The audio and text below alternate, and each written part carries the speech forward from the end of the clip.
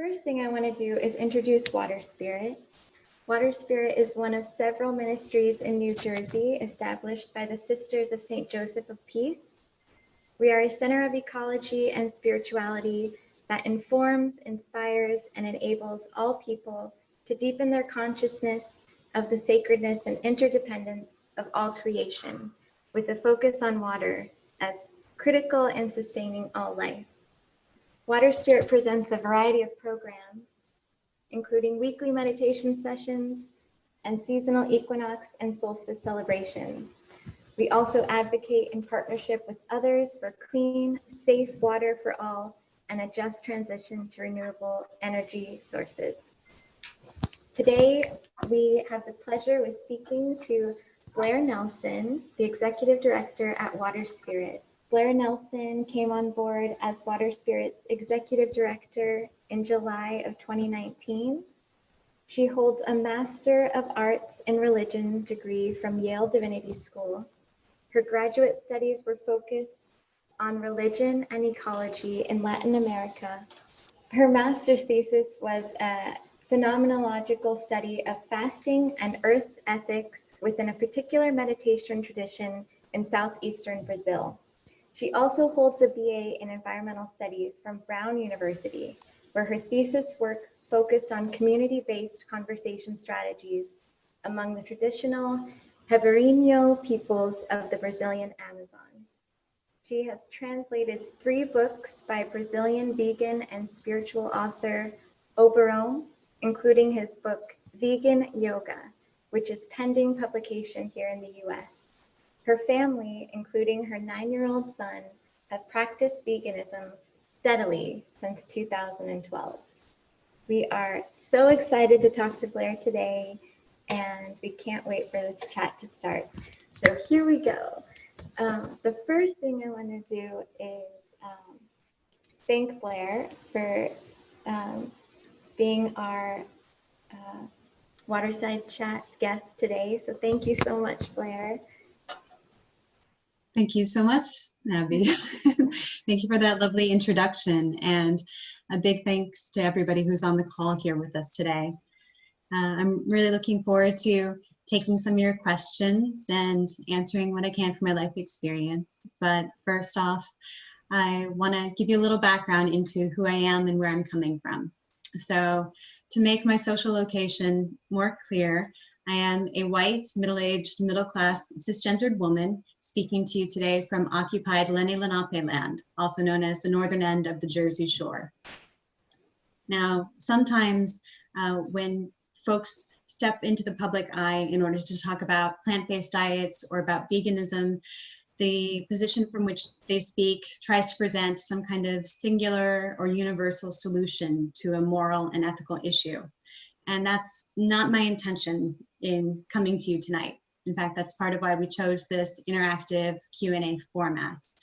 I'm sharing what is a personal, ethical, and moral grappling that I have done together with my family within a system in which we are enmeshed and which many of my listeners are also enmeshed. So my hope is that through hearing my story, perhaps it will spark some reflection that will be useful to you or interesting in your own life. As ever, take what's useful to you and leave the rest. So to tell you a little bit more about me and where I'm coming from, I was born in the suburbs of Houston, Texas. My family practiced a pretty standard American diet. It was omnivorous, it was pretty fast food heavy, and I was raised within the Lutheran tradition. So, what I took away from that was a lot that I learned in vacation Bible school and from Christmas pageants, and if I was quiet enough and sat still in church, sometimes I get donut holes and puzzles afterwards. I didn't meet a vegetarian until high school, as far as I knew. So to me, vegetarianism was something that I saw on TV, mostly in the character of Lisa Simpson. And when I did get into high school and finally meet a vegetarian family in person, I didn't really ask that many questions about it. I didn't really even know what to ask. Every time that this classmate would start talking about vegetarianism, she'd pretty quickly start talking about grain and how much grain could go to feed starving populations around the world instead of going to cattle. And I didn't really get it. I thought cattle raising involved those happy little cows on happy little farms eating grass that I saw on packaging.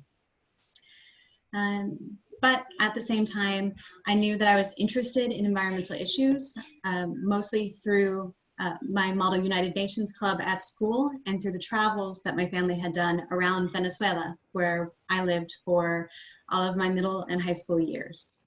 So I knew that I was interested in environmentalism. So when I graduated from high school and went to Brown University, I indicated as one of my possible majors environmental studies, which led them to place me in the environmental studies dorm. It was an experiment that they were running to see whether putting the environmental kids together would lead us to use fewer resources and turn off the lights more and things like that. And the roommate I was placed with was a vegan, is a vegan to this day. She wound up being one of my lifelong best friends, and she was very, very patient with me as I learned more about where she was coming from and why she had made the choices that she made. And then the first day of classes rolled around, and so we sat together in my very first environmental studies class at university. And I learned more about the cycle of production that led American consumers going to one of my favorite restaurants, McDonald's, to participate in Amazonian deforestation through the beef that that company was buying. And if I knew one thing, I knew that I loved the Amazon from my travels to the portion of it that's in Venezuelan territory. So on that day in my first environmental studies class, I said, I'm done with cows. I give up red meat.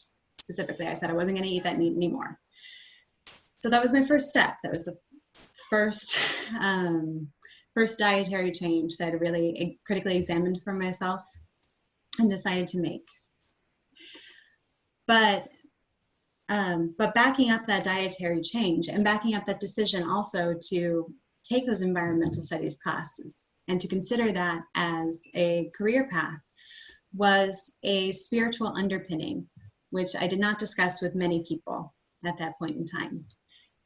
In middle school, so when I was 12 years old, I went from a very imaginative young person who loved reading fantasy books to a person who was practicing Wicca. Now, from that path about learning about magic and being interested in these things that seem to exist only in books, I learned that there was actually a religious movement that many people, including in the US, participated in, which grounded their spirituality in earth ethics, with observing the cycles of the seasons, and with referring to divinity using he and she pronouns. Well, this just set me on fire. I loved it. I said, this is what I'm looking for, something earth-focused and something where I could talk to a Mother Earth and a Mother Goddess as well as a Father God. Loved it. Read everything I could find on it, did a lot of practicing in my room, and part of why I thought of environmental studies as a major was because I was already considering care for the planet as a spiritual act. And that became really the rock of my personality and many of the choices that I make throughout my life.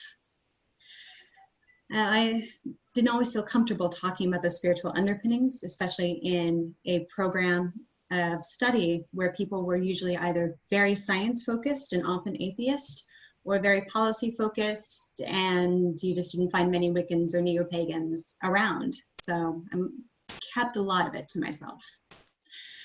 And you could see that my interest in changing my diet began from this concern for forests, for ecosystems. A lot of people, when they decide to change their dietary practices to become ovo-lacto vegetarian or to become vegan or so forth, there can be many different motives. Often people will cite health reasons. Some people will cite compassion for the animals. And for me, it was a more abstracted care for ecosystems, for climate, for forests, for caring for the Mother Earth in a larger way, or in a more abstracted, I guess, like a zoom out kind of way. And so that commitment to cut red meat out of my diet was the first step. From there, in my sophomore year of college, I decided to try going ovo-lacto vegetarian. And that seemed like a new step, but I thought I was ready for it because I'd been looking at what all these other vegetarians and vegans around me were eating. I thought I could take it one day at a time. And so that's what I did. I had worked at a summer camp that summer. I had a bunch of star stickers left over from camp. And so I made myself a little calendar on the wall. And one day at a time, for every day, I managed to eat only ovo-lacto vegetarian foods. I gave myself a little green star. And I felt so silly doing it, but that made me laugh at myself, and it made it lighter and more fun, and it made me do it just one day after the other. So my intellectual commitment to what I was doing carried me through the line of thought of reducing my environmental impact, which led me to ovo-lacto vegetarianism, but didn't take me beyond that at that point, mostly because I was pretty addicted to cheese. But you know, the hypocrisy of that stance, or that feeling like I still wasn't really doing enough, you know, kept with me. And so at the end of college, so from the spring of 2005 and through the year of 2006, I didn't know how to sign in. Did you sign in? Hey folks, just a reminder to make sure that you keep your microphones off. And thanks. And remember that we are recording this talk as well. So anything that goes on is going to be on our recording and made available later on our YouTube channel while I'm at it. So going back to college, I decided to try veganism again, one day at a time. And I was still eating in the dining halls when I started, so that made everything a little bit easier. I knew what things were vegan and weren't because I'd watched my roommate do it for 2 years. And so I just ate whatever she ate. It was fine. And then my senior year in off-campus housing, I bought my first cookbook, and I learned how to cook vegan meals for myself. So I've never known how to cook anything else, really, because that's where I started. But then after college, I made the decision to move down to Brazil, to the Brazilian Amazon, in part to continue some of the work that I had started during college. And during this whole journey, I hadn't paid very much attention to nutrition. So my ideas about, you know, what constituted a healthy body, what created a healthy body, weren't very clear or very backed by data or information. All I remembered was that, oh, I knew a vegetarian person at the end of my time then in Venezuela who developed anemia, and the doctors told her that she had to go back to eating meat. My nightmare was being in the Brazilian Amazon and having to go to a hospital, developing health complications. And I thought, okay, well, if I eat a little bit of meat, then I'm guaranteed not to become anemic. I've since learned that none of that has to be the case, but as a safeguard, I went pesco, ovo-lacto from 2006 to 2008. The pesco part, eating fish, was useful in these small communities in the middle of nowhere in the Amazon, but honestly, eating fish just weirded me out, especially because usually they were on the plate looking back at you, and that part didn't last very long. So I shifted back mostly, and by the end of 2008, I was pretty well lacto-vegetarian again. And then in August of 2008, I underwent a 3-week-long fasting and meditation retreat, which became a very pivotal moment in my life. This 3-week retreat cleaned out my physical body in a way that I had never done before. It made me pay attention to my health and to be grateful for my body in a way that I never had experienced before. It reset me on an emotional and mental level. When you stop your life for 3 weeks to really look within, I was able to do some intense inner work. And together with that fasting and meditation, I had a kind of spiritual awakening. That's when I read some of the books that then went on to inform my spiritual beliefs moving forward. And I felt like I was directly, viscerally connected to the knowledge of how what we put into our bodies becomes ourselves. And that's on a physical level of what nutrients go to make up the cells, but it's even on a more subtle level. I learned at that time that 80% of the serotonin in our body is produced in our guts. So our guts are basically they produce neurotransmitters. I was reading a theory that called our intestines our second brains. The largest nerve in the body, the vagus nerve, connects the intestines to the brain. in order to facilitate that quick transmission of those neurotransmitters. So it just started clicking for me that what we eat even starts to influence our emotional states, it influences our thoughts. And through the spiritual books that I was reading about yoga also, I learned about how the life force in different foods influenced our spiritual vibration as well. And I began feeling connected to all that there is in a way that was very beautiful, very moving, and very present every time that I sat down with food. You know, there was the whole story of the wind and rain and soil that created the conditions for that seed to grow into a plant, and a whole cycle of who planted it and who picked it and who shipped it to the place where somebody could turn it into an appetizing meal, and then it would come before me and then I eat it. And I was just amazed at this whole cycle and how many people and places and beings were touched by the act of eating, which is something so common, simple, every day, multiple times a day. So what had been kind of an abstracted environmental commitment hit me with the whammy of being of health and compassion for all beings all at once, kind of all together. That said, and I think you can tell from the way that I'm talking about it how moving this retreat was for me. That said, I didn't actually go vegan again until 2012. So at that point in 2008, I had been eating dairy for a while and I was addicted to cheese again.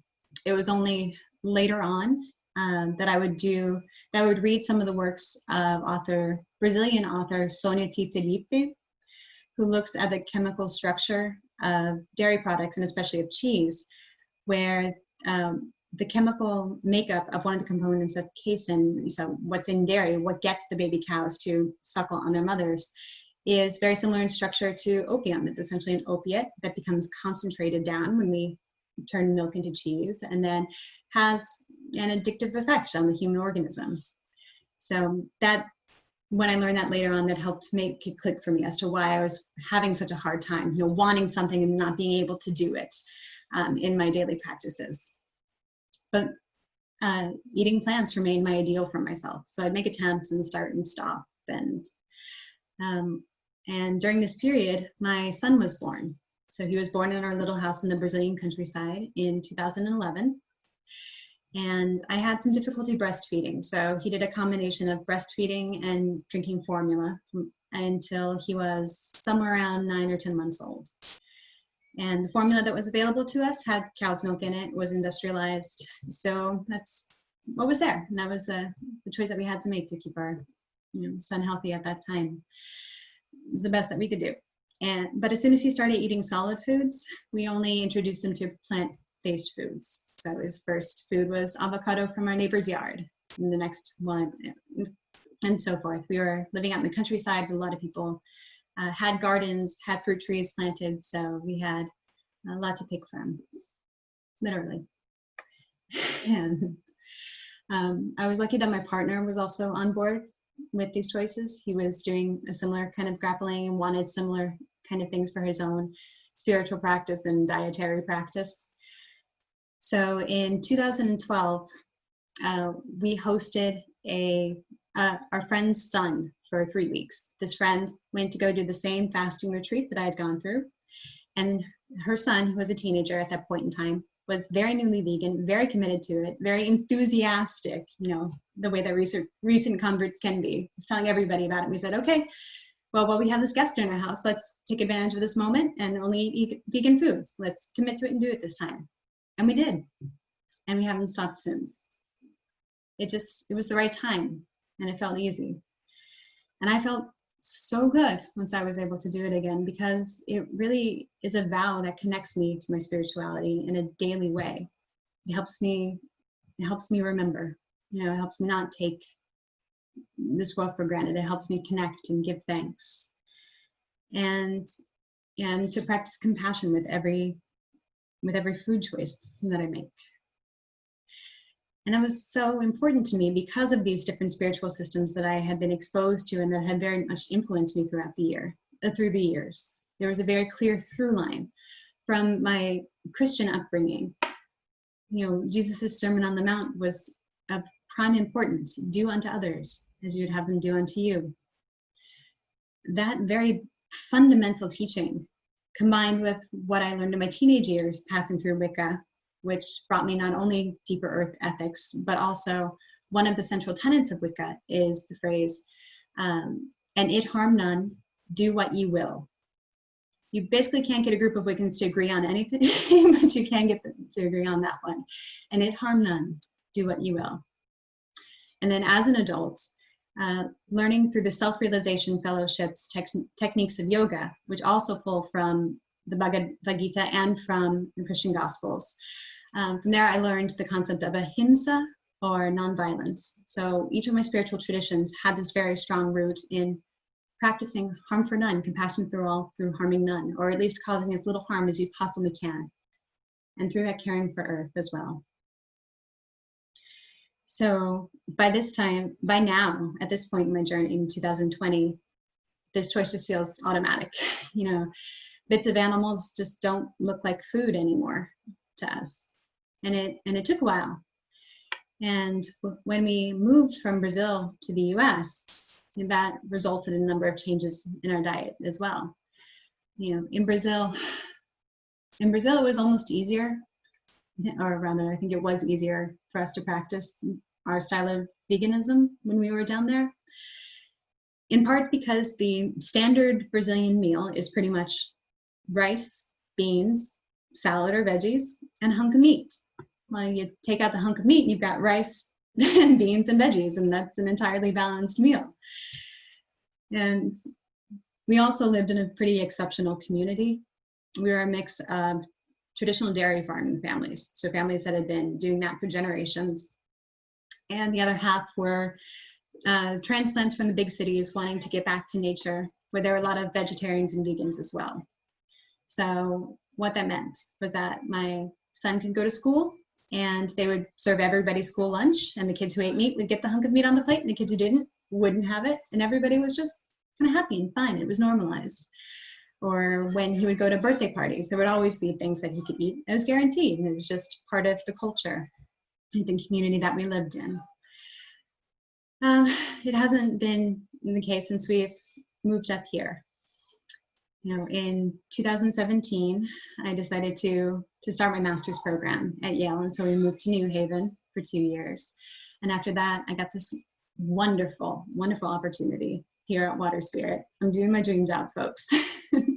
So here on the Jersey Shore, we've been exposed to so many vegan options that are out in the marketplace now, which is really fun and really cool to see. We would rarely eat out at restaurants down in Brazil, but here throughout this state, within a 15-minute drive of our house, or when we go into New York City, just the options are absolutely endless for all these varieties of plant-based foods at restaurants that are specifically geared toward that, but also options at other places as well.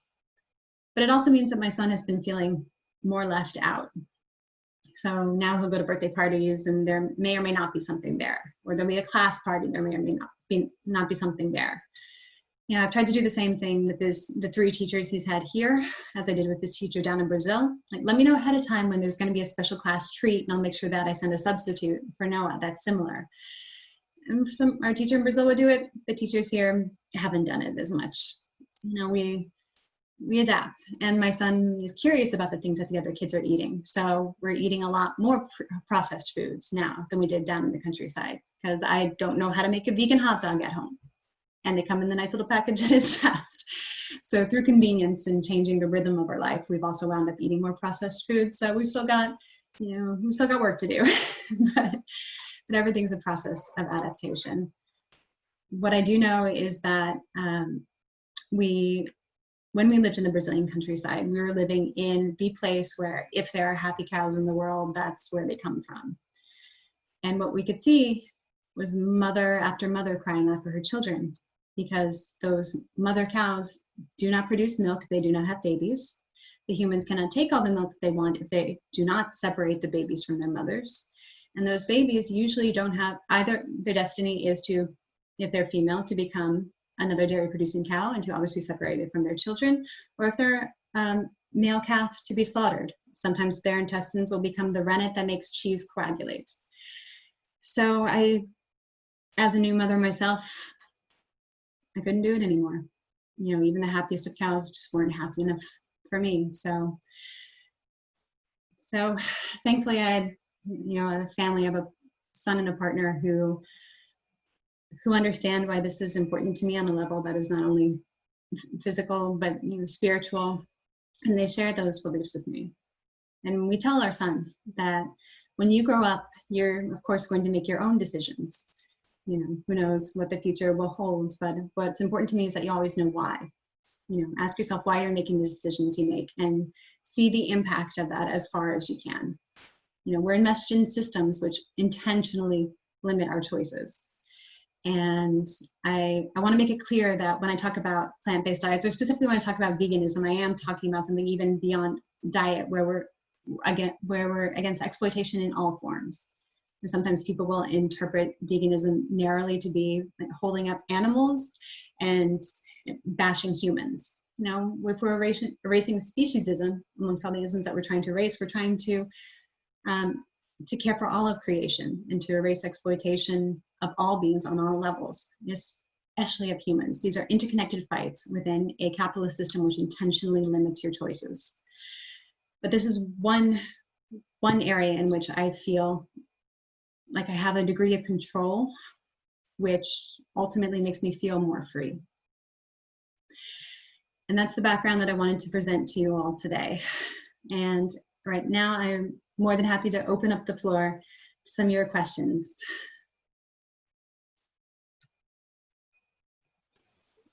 Great, thank you so much, Blair. It's super inspiring to hear you share your story about this plant-based journey that you've been on for so long, and how you focus on progress, not perfection, in this area of your life. If anyone has a question, feel free to write it in the chat. I have a few questions for Blair just to kick us off. So you mentioned that you started cooking vegan food, and you only cook vegan food. Do you want to share any of your favorite recipes, or like your go-to favorite thing to cook? Absolutely. First and foremost, I do want to say that the chef in the house is my partner, Bruno. I am a very lucky person for that reason. He's wonderful. So a lot of our house follows this, the style of cooking that we learned down in Brazil. So we do a lot of meals based around different kinds of rice and beans with accompanying veggies, and alternating that with pasta. Like those are a lot of our go-to. So a pasta with a very rich tomato sauce with a lot of other vegetables mixed in. Bruno does a really wonderful coconut curry. So a lot of our rice and beans will be a variant. We'll vary the beans so that, we'll do a chickpea coconut curry, and that'll go with the rice, and it's delicious. I found, especially when we were living out in the countryside, far away from a bakery, I started baking some different kinds of bread and baking cakes. And once I found that like one chocolate cake recipe on the internet that worked really well for me, I just kept doing it forever. And I learned that it's actually really easy to do. So a lot of times folks are worried that vegan baking is going, especially cakes and so forth, they're going to come out really flat, and that's just never been the case in the things that I've done. So I don't know. I also, I'm also not really big on regularly incorporating very expensive ingredients. A lot of our cooking is really simple. So some chocolate cake recipe is pretty simple as well, with ingredients that are really easy to find. Sugar, chocolate powder. And now I'm going to forget all the ingredients of the recipe in front of me, but it's just simple things that are just always in the kitchen. And then go-to snacks will be hummus with veggies, or tortilla chips and guacamole. Back to Nature brand has these really good chocolate chip cookies that we wind up bringing to everything, or that's our send it to the class party snack. So that, so we've got that mix of the homemade and the process in that choice as well. Awesome. Yum. Now I'm craving chocolate chip cookies. That sounds great. So another question that we had was, what are some tips on spiritualized eating that are widely applicable regardless of a person's current dietary practice? Mm-hmm. So at the place where at the meditation center where I did this 3-week long fasting retreat that became so important to me, I wound up working there for 4 years later on down the road. And we would give these general tips to people for when they'd go home and break their fast and start eating again. The most important tip that we could give was presence. So every time you're going to sit down to a meal, take a moment to really look at it. And there's something in the practice of saying grace, which draws from a similar font or similar source. You sit down and really be present with the food and take a moment to recognize the daily miracle of that, the fact that it's there, that it's on your plate, everything that brought that food to you. And in our house, we also send up a little prayer to all those who feel hunger and are in need of nourishment. So take that moment, realize what you're doing, be present, take a breath, be here in the present moment with your meal. And then when you're going to eat, don't get into attack position and hover over the plate. Just make sure, pick up your utensil, put a little bit in your mouth, make sure it's enough that there's still room to chew, and then sit back and really sit with the flavors, because part of the joy of eating is tasting.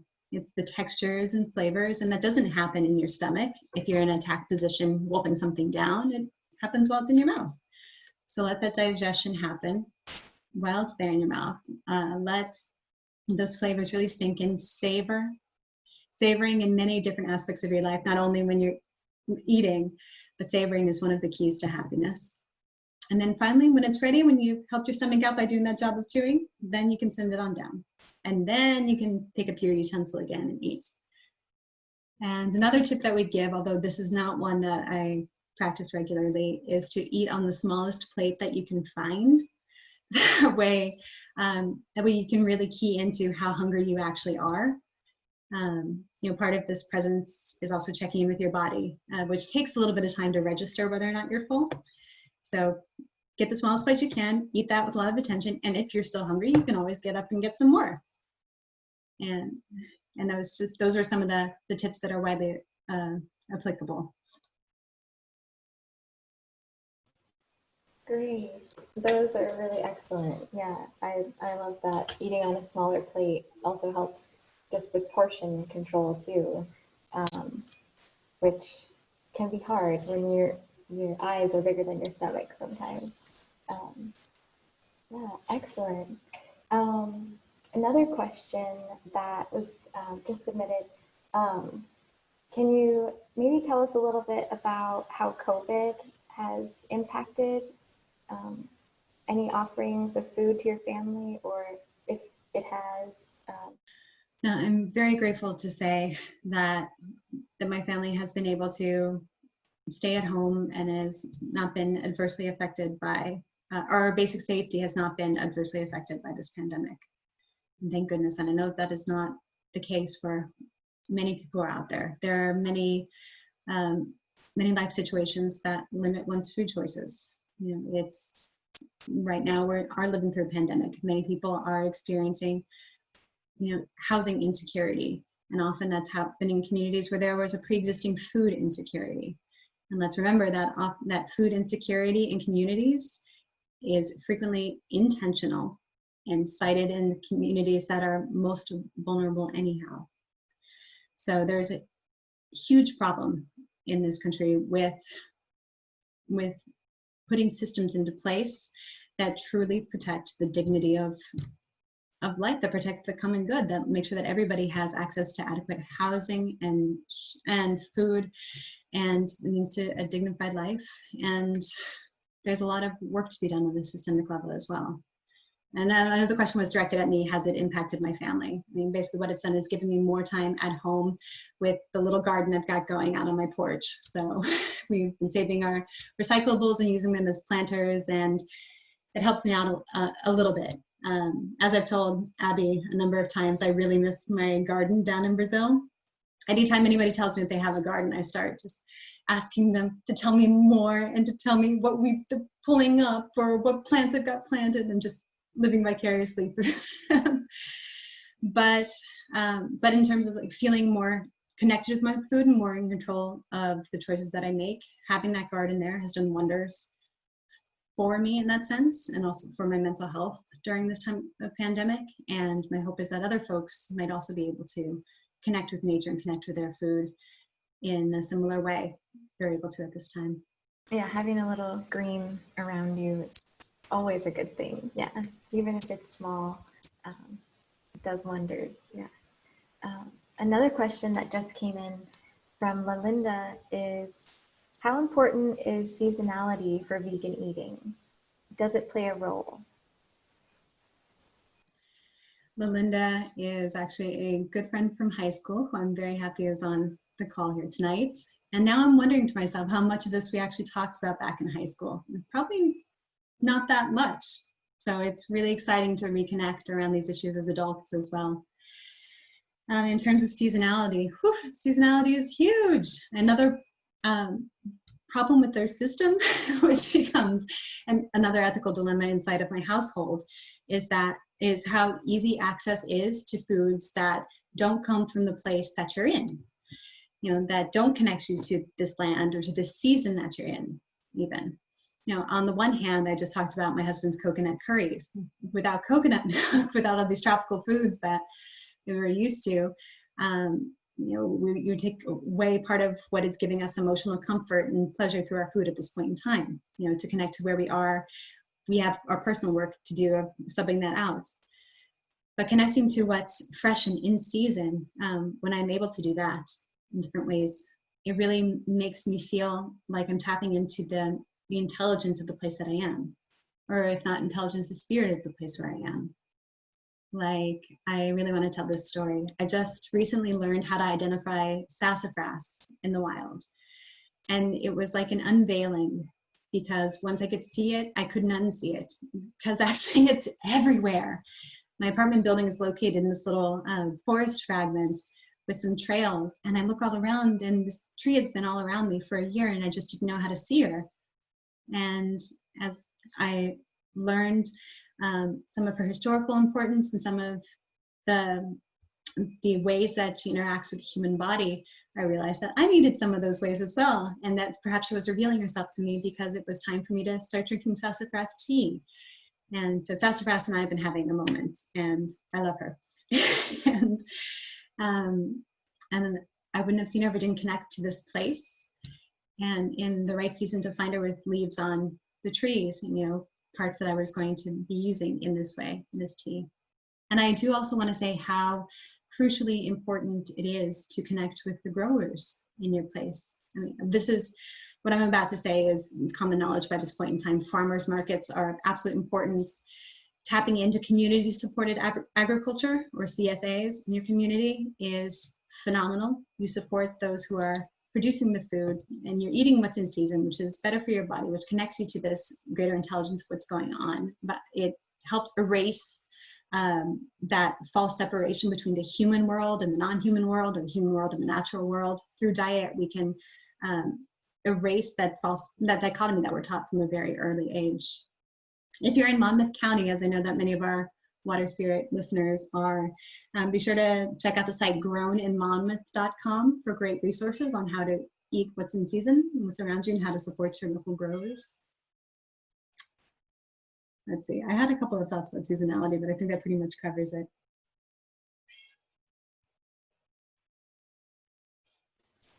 Awesome, thank you. And yeah, growninmonmouth.com, put that in the chat. So if anyone wants to check it out, that's in Monmouth County. Definitely check out that website. Thank you for that resource. Another question that came in from Sarah is, what is your opinion on meats such as Beyond Meat, or just egg, etc. So meat replacements. What's your opinion on those? At this point in time, my husband and I talk about this a lot.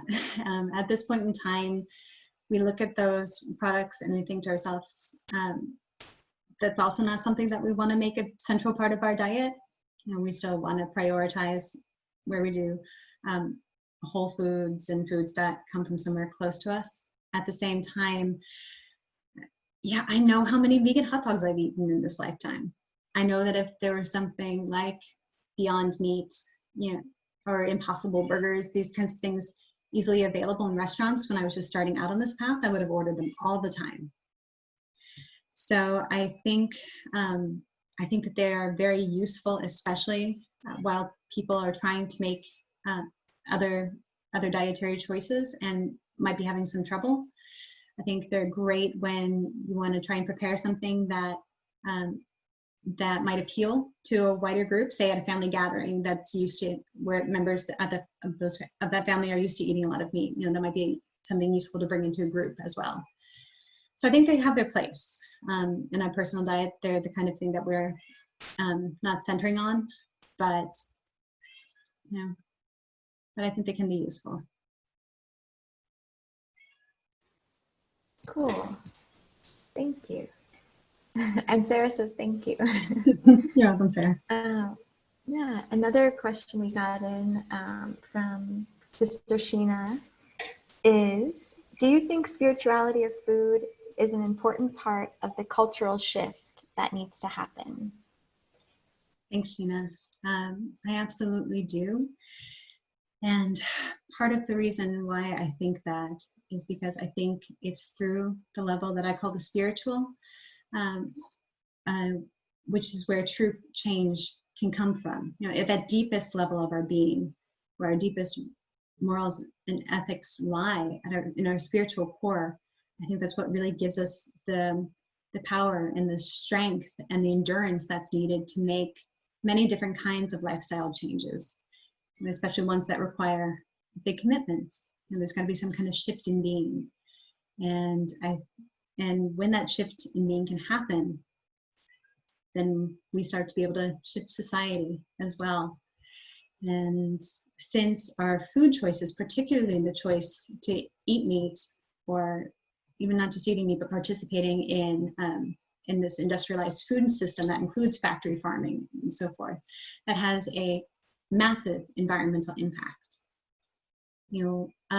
Back in 2009, the FAO put out a report called Livestock's Long Shadow that proved that the industry that was the largest driver of climate change was the animal agriculture industry.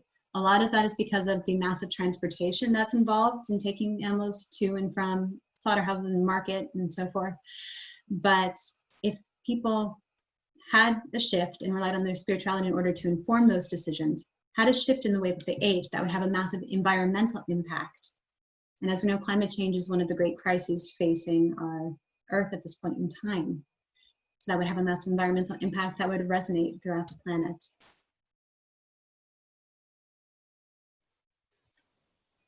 Wow, yeah, thank you for that information.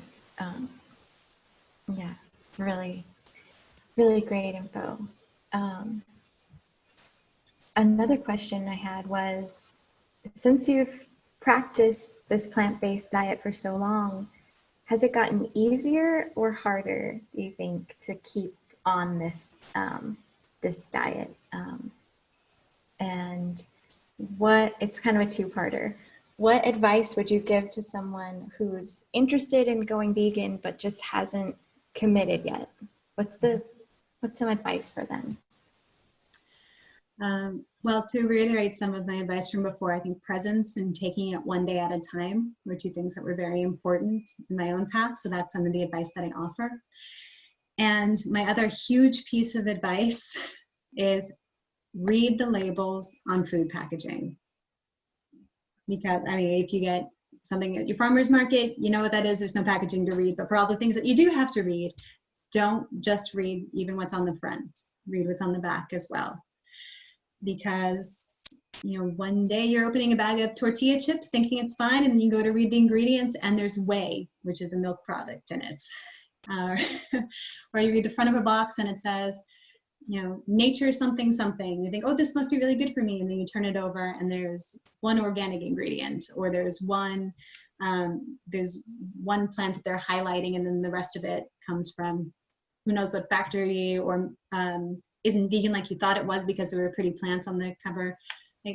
Just get into the habit of reading labels and knowing your ingredients. Know what some of the words they use are to hide what ingredients actually are. And things like dairy-free creamer, which you find and put in your coffee, that means that they've taken the lactose sugar out of the milk. But now, I've been doing this for so long that even some of the what it was they took out of the dairy-free creamer has gotten fuzzy to me. But the point is, it's still made with cow's milk. They've just done a process to take it away, so it's not vegan, even though it says dairy-free. You gotta read those labels and watch for those tricks, like whey, like casein and cheese, which they might not even put on the label, with the term natural as well, which you can kind of throw around anywhere that you want. There's a lot of greenwashing that happens anytime you try and make more environmentally friendly consumption choices. So just researching, and after a while, you got your go-tos. You know what it is you want from the supermarket. You know where you're going to get what from the farmer's market. You know what you're going to get when you eat out somewhere. You know what you're going to get when you eat out with your family, because they only like to go to certain kinds of restaurants and they're not the same ones that you want to go to. You learn that every place has French fries and salad, and that you can complete the balanced meal later. Those are some of my big tips. Awesome. Thank you. Thanks so much. So we have another question that just came in from Jean Hickman. And she said, it's surprising to me that environmentalists are not spiritual. Can you talk a little bit more about this?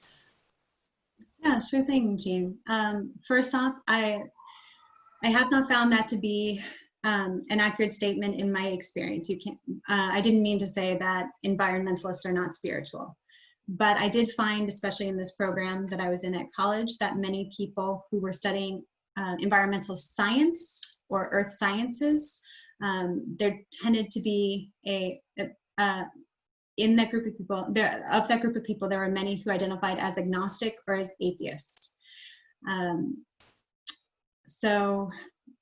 Especially at that moment in time in college, where for some people they were identifying as agnostic or atheist for the first time outside of their parents' house, in a similar way that I was starting to more openly identify as Wiccan or as neo-pagan or as earth-focused in my spirituality. There was such energy and emphasis behind it. Sometimes it might have come off a little more strong than people intended.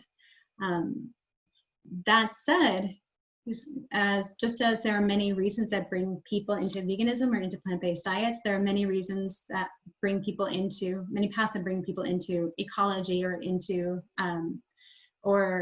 identifying as environmentalists. Because it also depends on how you define the term, right? Whether somebody identifies as that or not.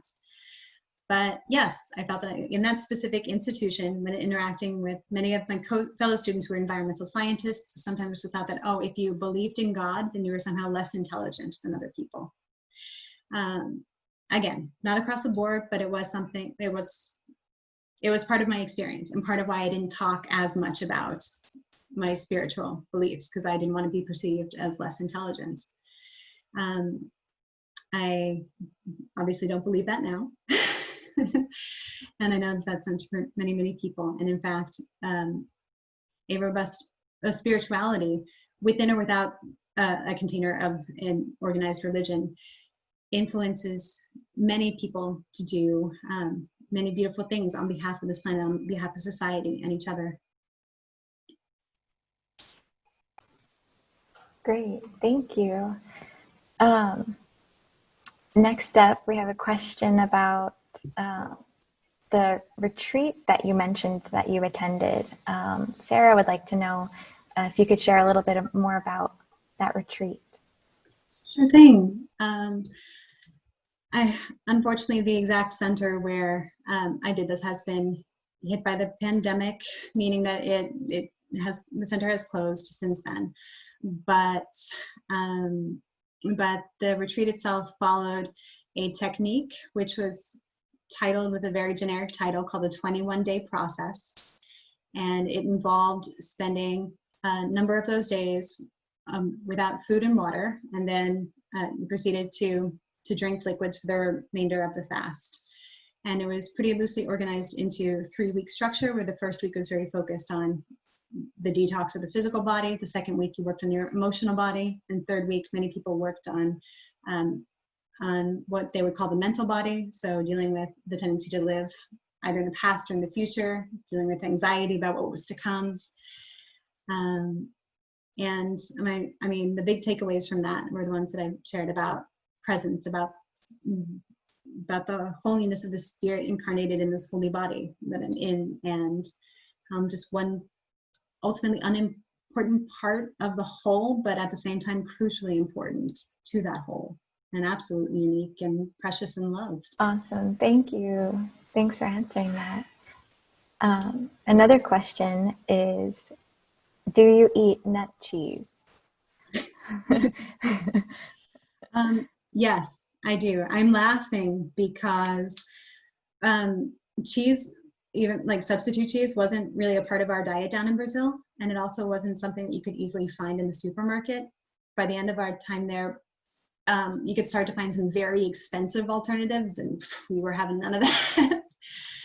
But since moving up to the US, we started buying processed Daya cheese shreds in the supermarket, and started buying them so often that I said, okay, now I have to do something. So for Christmas this year, I got myself a book of artisan vegan cheeses, and I just learned how to make a cashew cheese, a cashew mozzarella and a cashew cheddar, which again locks me into well, cashews don't exactly grow on the Jersey Shore. So there are other recipes in there that are yogurt based, and I know that I can get back into the habit of making yogurt. So that's another process within our household.